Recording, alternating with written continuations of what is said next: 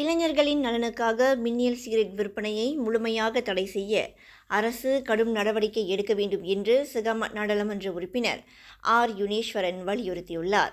2017ஆம் ஆண்டில் 13 முதல் 17 வயதுடைய இளைஞர்களில் 9.8 விழுக்காட்டினர் மின்னியல் சிகரெட்டை பயன்படுத்தியிருந்த நிலையில் 2022ஆம் ஆண்டு இதன் எண்ணிக்கை 14.9 விழுக்காடாக உயர்ந்துள்ளது.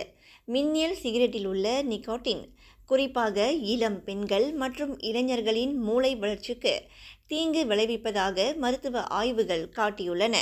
நினைவுத்திறன், கவனக்குறைவு, மன அழுத்தம், உடல் உறுப்பு பாதிப்பு உள்ளிட்ட பல விளைவுகளை இது ஏற்படுத்தும் என்றும் யுனேஸ்வரன் கூறினார். 2023ஆம் ஆண்டு ஜூன் மாதம் வரையில் மட்டும் சுகாதார அமைச்சகம் 17 மின்னியல் சிகரெட் தொடர்பான இவேலி சம்பவங்களை பதிவு செய்துள்ளது. இவேலி நோயாளி ஒருவருக்கு சிகிச்சையளிக்க செலவாகும் தொகை 1,50,000 ரிங்கிட் வரை எட்டும் என்பதையும் யுனேஸ்வரன் குறிப்பிட்டார். இதையடுத்து ஜோஹர், கெடா, தெலங்கானா மாநிலங்கள் மின்னியல் சிகரெட் விற்பனை உரிமங்களை புதுப்பிக்காமல் தடை விதித்துள்ளன.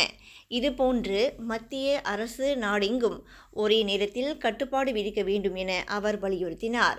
அதிக வரி வசூலை நோக்கமாக கொண்டு இளைஞர்களின் ஆரோக்கியத்தை புறக்கணிக்க கூடாது.